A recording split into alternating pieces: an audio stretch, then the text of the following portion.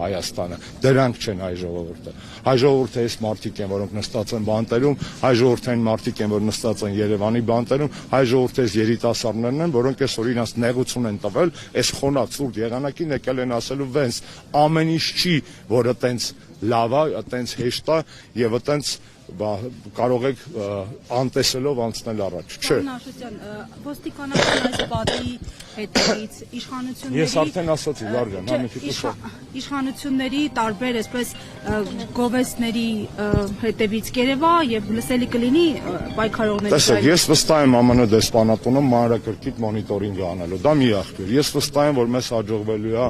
մինչեւ այստեղ պաուզա է, էլի, տրասա չի, որ ֆսալ են անցնեն, դարպասա բացվելու, մտնելու են, իջնելու են, իրար ձեռք սեղմեն եւ եթե հիմա չեն փոխում պրոտոկոլը, չգիտեմ։ Բայո, վստահ եմ։ Դեռ հաստատ տեսնելու են, իսկ ով են այդ մարդիկ, իսկ ում նկարներն էին, ինչ էին ուզում։ Եվ այդ մարդիկ, ով որ գալու է այդ շքեղ մեքենաների մեջ ամերիկյան կողմից, վստահ եմ, որ իմանալու են, թեպետ առանց այս ակցիայել գիտեն ինչ է, բայց չգիտեն մի բան, որ մենք չենք մոռացել։ Հիմա դուք համոզված եք, որ իշխանությունը գերիների հարց չի բարձրացնում Վենսի թեմով։ Ես համոզված եմ, որ եթե մենք ունենայինք 20 թվականի նոյեմբերի 9-ից հետո այլ իշխանություն, ապա այդ իշխանությունը վաղուց բոլոր ռազմագերիների հարցը լուծել էր։ Ես վստահ եմ, եթե մենք ունենայինք նորմալ իշխանություն, Արցախի հայաթափումը տեղի չէր ունենա։ Ես վստահ եմ, եթե մենք ունենայինք այդ ժամանակ նոր իշխանություն, Արցախի ռազմաքաղաքական ղեկավարությունը չէր դավաճանվի Ստեփանակերտում եւ չէր ընկնի ադրբեջանցիներին գերի։ Ես լիքը բաներում վստահ եմ, որ եթե Նիկոլը չլիներ ուրիշ իրական հայ, ոչ թե ազգային պասպորտով հայ, մեզ ներկայացնող ղեկավար, մենք չէինք ունենա 1000 ու մի արհավիր, որ ունենք ցավոք սրտի այս վերջի 5.5-6 տարիներին։ Պարոն Աշոտյան, բա ինչի՞ չունեցանք այդպիսի իշխանություն։ Այդ ինձ եք ասում, ես առնվազն այդ 2 տարին նստել եմ, կարամ ասեմ, բա խիչ ունեցանք այդ իշխանություն տղեկ, եւ այսօր լիքը մարդ նստած է։ Եվ այստեղ բացարձակ դրա մասին չեմ ուզում հիմա դրա մասին խոսել, օրակարգ չենք փոխում, մենք այստեղ ենք ասելու ազատություն բոլոր քաղաքբանտարկյալներին, ազատություն Բաքվի բանտերում նստած մեր հայրենակիցներին, ձեռքերը հեռու պահեք հայ առաքելական եկեղեցուց, հայը 5 քրիստոնյա ազգ է եւ չի մոռացել ինքը ով է։ Իշխանության, ընդդիմության, որ թե հիմա սկսենք խոսել օրակարգ կփոխեմ, լրահոս կփոխեմ, չեմ ուզում այսօր այդ օրը չի, այսօր այդ առիթը չի, դրա մասին կարող ենք խոսել վաղը, մյուս օրը եւ առանց առիթի։ Այսօր մենք այստեղ ենք, որպեսզի մարդիկ տեսնեն, որ մենք ունենք արժանապատվություն։ Եվ այդ արժանապատվությունը չենք պատրաստվում փոխել ոչ ներդրումային խոստումներով, ոչ բազմաթիվ այլ կարկանդակներով, որ Նիկոլը փորձում է վաճառել հայ ժողովրդին որպես հույս։ Հայ ժողովուրդը ունի հույս եւ այդ հույսը իր մեջ է։ Դա ոչ Նիկոլն է տարածում, ոչ էլ Վենսի այցերով է լինում։ Պարզապես Վենսի այցը հնարավորություն է աշխարհում շատ բարձր մակարդակով եւս մեկ անգամ ֆիքսել։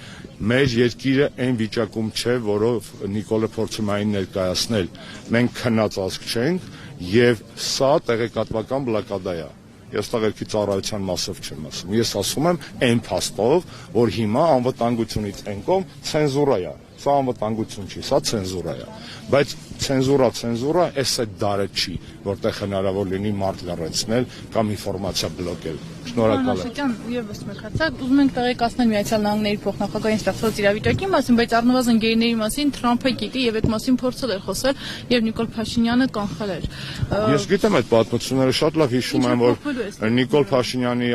հանդիպումներից մեկի ընթացքում այդ հարցը հնարավոր է եղել խոսել, որ Թրամփը հիշատակել է քրիստոնյա Ինչ է հնարավոր փոխել, շատ պարզ բան, եթե մի անգամից հարցը չի լուծվում, կլուծվի երկրորդ, երրորդ, 10-րդ անգամից։ Ամենայն դեպս մոռանալ մեր հայ ժողովրդի իրավունք չունի մոռանալ իր զավակներին կամ թողնի գեոպոլիտիկ տրաֆիկինգի հույսին, ինչ որ մենք տեսել ենք Էրդողանի կնոջ տարիներ առաջ Շուշիում արած, այսպես ասած, խորհրդով, որ մաս-մաս կթողես։ Այսինքն մեր տղերքը, մեր